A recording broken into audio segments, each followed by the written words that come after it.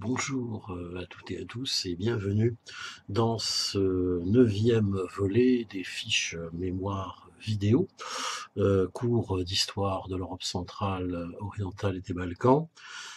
Chapitre donc d'aujourd'hui, la normalisation des relations avec l'Europe de l'Est, 1969-1981. Donc cette fiche se situe juste après les événements que nous venons de voir de l'écrasement du printemps de Prague en 1968 par les troupes du pacte de Varsovie, donc je vous rappelle, rassemblées autour du leader soviétique qui a succédé à Khrouchtchev en 64, qui est Léonid Brejnev, personnage ultra-conservateur, et qui, en écrasant le printemps de Prague, eh bien, a désormais mis un terme à tout rêve, tout espoir d'une réforme majeure du système dans le camp socialiste, hein, qui ne sera reprise, je vous le rappelle, on a déjà parlé, qu'à partir de 1985, hein, par Gorbatchev, et comme vous le savez, il sera trop tard, c'est d'ailleurs ce que nous verrons dans les chapitres suivants. Alors, trois parties dans cette fiche. Une première consacrée, bien sûr, à la période de 69 à 74, successeur du général de Gaulle, qui est Georges Pompidou, hein, deuxième président de la Ve République, qui va poursuivre l'œuvre hein, de Gaulle d'ouverture à l'Est, cela est sans conteste, mais bien sûr, ce qui se passe et qui est le plus important durant cette période, c'est la période consacrée à la politique étrangère que va mener Willy Brandt, hein, c'est-à-dire ce successeur de Konrad Adenauer, hein, chancelier d'Allemagne de l'Ouest, Willy Brandt, ancien maire de Berlin-Ouest. On avait vu son rôle hein, lors des manifestations contre le mur hein, dès 1961. Et Willy Brandt va mener vraiment une politique extrêmement active hein, d'ouverture à l'Est. On va le voir dans un instant, cette politique hein, qui s'appellera l'Ostpolitik et qui va permettre d'ouvrir la voie hein, justement à ce qu'on va voir dans la deuxième partie, hein, c'est-à-dire la période 74-81 qui commence très fort hein, avec les fameux accords d'Helsinki de 1975 qui vont permettre justement une première détente, une première réconciliation Est-Ouest, hein, en créant une sphère de coexistence pacifique au sein même de l'Europe, c'est-à-dire de l'Europe de l'Est et de l'Europe de l'Ouest. Hein. Ça sera un des éléments hein, de cette phase de détente. Et puis après, on le sait, on le verra, un des éléments majeurs hein, qui vont mener tout simplement à la poursuite de la construction européenne hein, sur cette base après la chute du mur de Berlin en 89. Hein. Donc ça, c'est très important. Ensuite, nous verrons que de nouvelles tensions se mettent en place hein, dans l'immédiate suite de cette période, hein, la fin des années 70, avec, bon, même si c'est hors propos, il faut quand même l'évoquer parce qu'elle aura des conséquences majeures, cette erreur stratégique monumentale de l'invasion de l'Afghanistan par les soviétiques à la fin de l'année 79.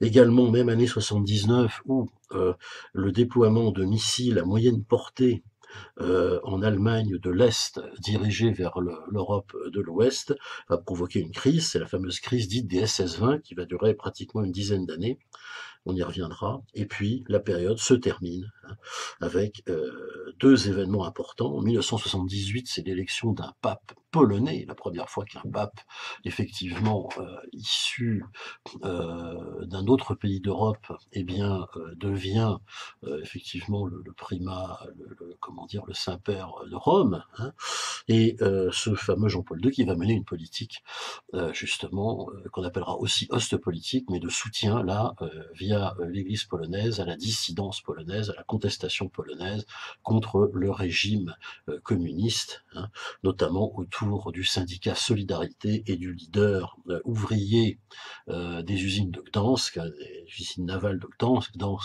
ex-Danzig, Lech Walesa. verra que ça se termine assez mal, puisque cette fois-ci le Parti communiste polonais réagit sur ordre d'ailleurs des soviétiques qui ne peuvent pas intervenir pour cause d'accord d'Helsinki, en mettant un général, le général Jaruzelski, qui va déclarer l'état d'urgence puis l'état de guerre, hein, et ainsi normaliser la Pologne pendant plus d'une année jusqu'en 1981.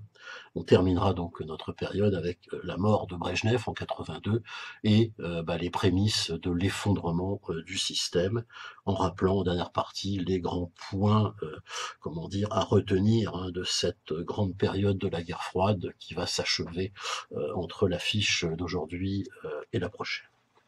Alors, rapidement, de ce qu'il faut retenir hein, de tout cela, d'abord Pompidou, hein, dans la première partie, qui va poursuivre hein, la politique qui avait été menée par De Gaulle d'ouverture. Hein. Il se rendra lui-même à un voyage en URSS en 1970. Hein. Et puis également la poursuite des relations fructueuses avec la Roumanie de Ceausescu, qui, je vous le rappelle, avait refusé d'intervenir en 1968 pour écraser le printemps de Prague. Hein. Donc un grand crédit de la Roumanie de cette époque-là. Et ça se termine en 73, et c'est assez important, par la reconnaissance, tout simplement, de l'existence de la RDA par la France. C'est un geste très important.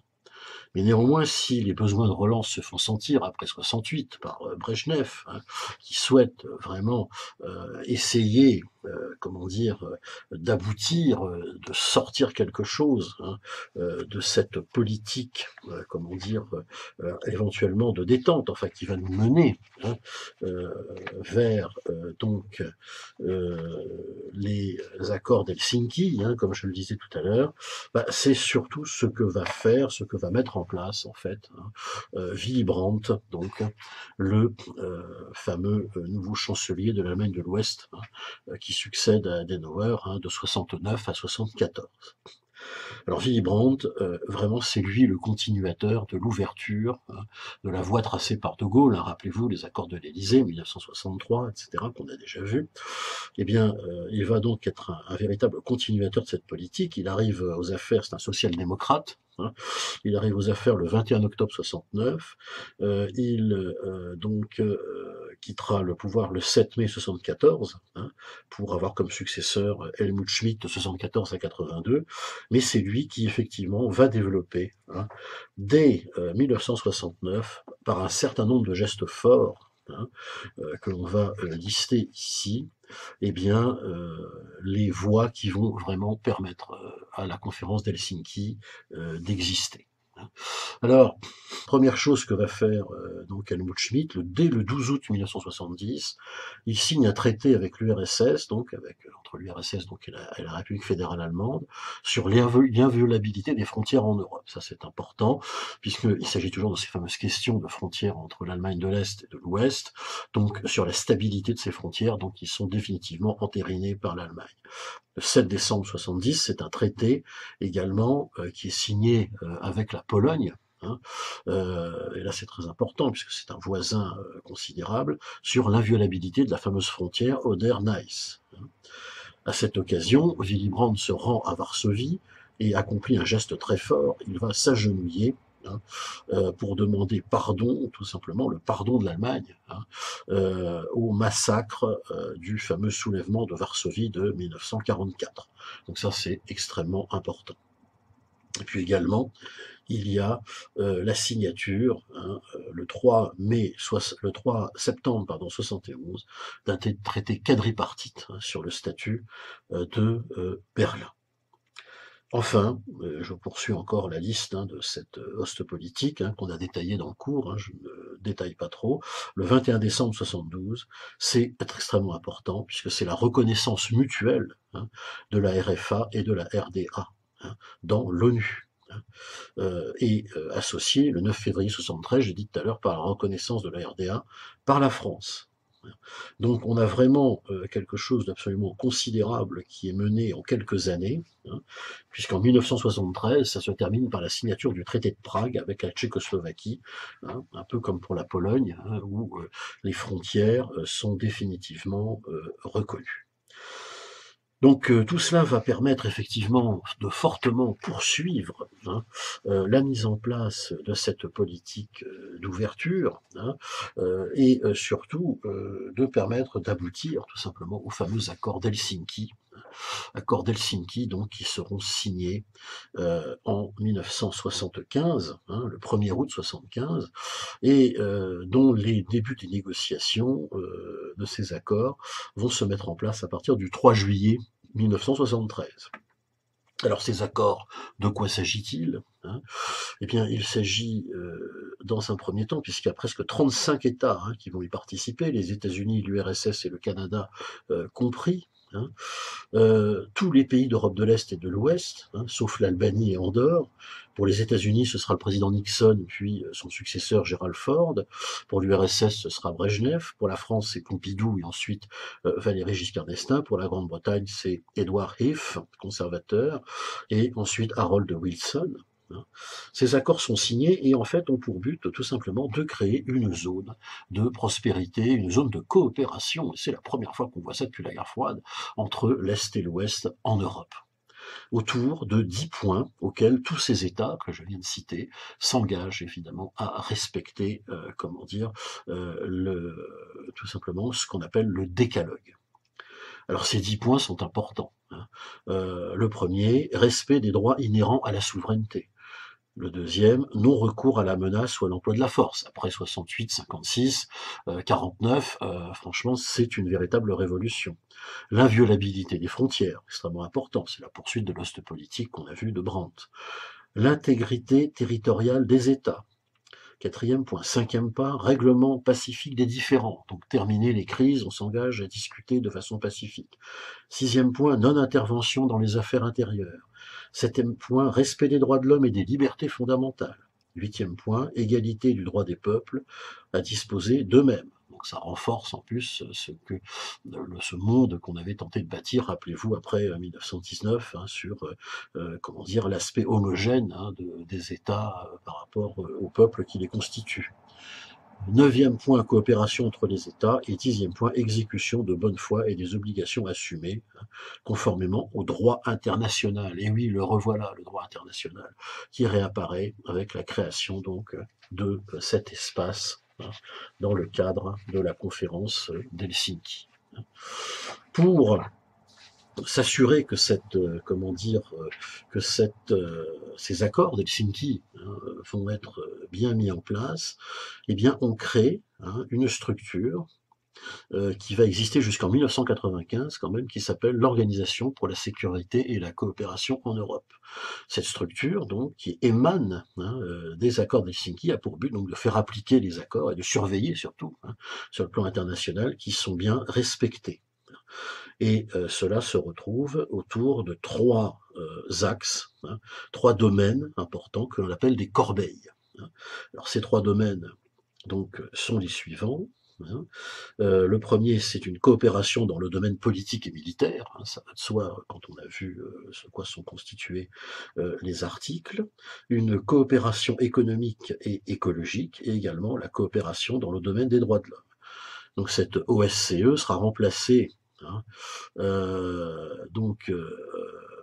en 1995, il faut le savoir, par un autre organisme qui va continuer d'exister, qu'on appellera donc la conférence sur la sécurité et la coopération en Europe, dans un premier temps, qui va exister jusqu'en 95, et qui donnera lieu ensuite à la création de l'Organisation pour la sécurité et la coopération en Europe. Il s'agit de la même structure, mais qui évoluera après 95, puisque, bien sûr, comme vous l'avez compris, il y a après un renforcement justement de la construction européenne. N'oubliez pas les fameux accords de Maastricht de 1992. On aura l'occasion d'en reparler. Voilà donc pour cette première partie, qui quand même ouvrait un peu le terrain vers comment dire, moment, pourrions-nous dire, de paix et de détente, hein. Mais malheureusement, malheureusement, n'oubliez pas que les soviétiques, c'est Léonid Brejnev à l'époque, un personnage ultra conservateur et qui rapidement, après certains acquis géostratégiques qu'il pense avoir obtenus en soutenant évidemment cette grande conférence et ces accords d'Helsinki, va progressivement, hélas, retomber, hein, dans les problèmes endémiques, hein, de l'Union soviétique. Alors, c'est un peu l'objet de la deuxième partie, qui elle va de 74 à 81, qui commence quand même, ne l'oublions pas, par les fameux accords SALT, hein, qui sont importants. Ce sont les premiers accords de désarmement, de limitation des armes nucléaires, hein, qui vont se mettre en place. C'est quand même important. On respire un peu dans cette fameuse course aux armements qui n'en finissait plus. Les premiers sont signés un peu en marge d'Helsinki, un peu avant le 26 mai 72, entre Nixon et Brejnev, et les deuxièmes, qu'on appelle SALT II, hein, sont signés entre Carter, président des États-Unis, hein, le 18 juin 79, et toujours le même Léonid Brejnev. Hein. Donc il s'agit de limitation, hein, tout simplement, de construction de ces fameux armements nucléaires. C'est important. Le désarmement, hein, fait partie évidemment des thématiques de la détente. Hein. Mais tout cela ne va pas, hélas, se continuer, puisque l'Union soviétique ne pouvant plus tellement agir en Europe, elle est quand même coincée par son engagement dans les accords d'Helsinki. Il y a quand même donc l'OSCE, puis la CSCE d'une part et l'OSCE ensuite qui vont quand même surveiller tout cela, on vient de le voir. Mais l'idée est d'intervenir et de faire quelque chose au niveau géostratégique ailleurs. Et là, l'idée, ça nous amène un peu en dehors de l'Europe centrale, puisque ça nous amène vers l'Asie centrale, hein. Ça va être de faire cette fameuse guerre d'Afghanistan. Une guerre donc qui va commencer en 79, qui finira en 89, qui fera quand même 12 000 morts, 55 000 blessés, hein, et qui sera, disons-le, le tombeau définitif de l'Union soviétique. Alors pourquoi est-ce que les soviétiques interviennent si loin en Afghanistan? Tout simplement parce que dans le jeu mondial, hein, si on peut dire, de la guerre froide, qui, je vous l'explique, se déroule absolument partout dans le monde, bien sûr, et pas qu'en Europe centrale, eh bien, l'Inde, c'est de plus en plus, hein, via le non-alignement, rapproché du camp socialiste. Le pays situé au nord de l'Inde, qui naît, vous savez, de la fameuse scission, hein, de l'indépendance de l'Inde, avec les hindous qui sont musulmans, hein, les Indiens musulmans, le Pakistan, hein. Lui, par contre, ce qui est au nord, se rapproche considérablement des États-Unis. Ils vont se doter d'ailleurs de la bombe atomique. Ce Pakistan, soutenu par les États-Unis, hein, pour cause évidemment de lutte internationale de guerre froide, eh bien, a pour voisin un petit pays qui s'appelle l'Afghanistan, hein, enfin petit, relativement important quand même, une ancienne colonie britannique, capitale Kaboul. Et l'idée des états-majors et des conseillers de Brejnev, c'est de se dire, voilà, on va prendre pied dans ce pays-là, l'Afghanistan, et on va créer là un État socialiste, un peu comme on l'a fait en Europe de l'Est, hein. Il y a d'autres États, je me rappelle d'Asie centrale à l'époque, qui sont soviétiques, hein, le Kazakhstan, l'Ouzbékistan. Alors pourquoi pas l'Afghanistan, ses voisins, tout cela. Donc l'armée rouge rentre dans ce pays en 1979, sous les éternels prétextes, bien sûr, bien connu. On installe un gouvernement communiste à Kaboul. Ce gouvernement communiste appelle au secours Moscou pour des raisons fallacieuses. Et l'armée rouge, bien sûr, vole au secours de ce jeune État frère soviétique. Hein, c'est une méthode bien usée, bien connue. Hein. Et intervention des soviétiques qui rapidement s'emparent de Kaboul, vont s'emparer évidemment des vallées, etc., etc. Et une résistance, les Moudjahidines, que les États-Unis vont soutenir massivement en fournissant des armes, et tout ça va durer une dizaine d'années. Les soviétiques n'arriveront jamais, l'armée rouge n'arrivera jamais à soumettre l'Afghanistan. C'est important car c'est un des leviers de la fin de la période Brejnev, hein, et des problèmes endémiques que l'Union soviétique va de plus en plus affronter, notamment sur le plan économique, à partir du début des années 80, qui mèneront à Gorbatchev ensuite. Gorbatchev qui réussira à sortir de cette guerre par une paix blanche, bien sûr, hein, puisque bien sûr il n'y aura ni vainqueur ni vaincu. Et n'oubliez pas que l'Afghanistan est surnommé en relations internationales comme étant le tombeau des empires. tombeau des empires, puisque l'Empire britannique, lui aussi, s'y était cassé les dents au XIXe siècle, l'Empire soviétique aussi, et comme vous le savez, les interventions occidentales des années 2000 n'ont pas eu un succès probant encore à l'heure actuelle. Donc ça, c'est une chose importante. Et puis, il y a cette crise des SS-20 qui nous ramène encore en Europe, cette fois-ci, de développement de fusées à moyenne portée en Allemagne de l'Est, qui va provoquer une petite crise entre l'Est et l'Ouest. Ces fusées SS-20 à moyenne portée sont, comment dire, dirigées en effet vers les principales capitales occidentales. On hurle évidemment de part et d'autre à comment dire, une violation des accords d'Helsinki, là c'est tout à fait clair. Ça va faire remonter la tension, et puis surtout on se dirige à partir de la fin des années 70 vers la fin de l'ère Brejnev. Hein. Il n'y a plus beaucoup de cohérence dans la position de l'Union soviétique, qui a quand même raté toutes les occasions. Un pape est élu en Pologne en 78 qui est polonais.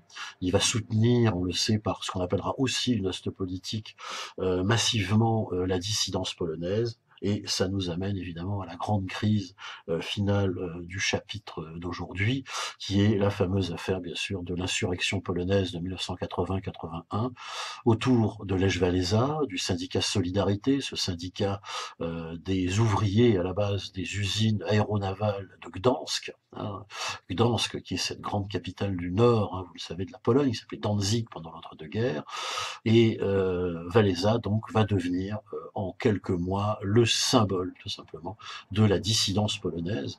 En 1981, il y a une réaction très violente sur ordre de Brejnev, qui effectivement là ne peut pas envoyer l'armée rouge ni le pacte de Varsovie à cause des accords d'Helsinki pour intervenir.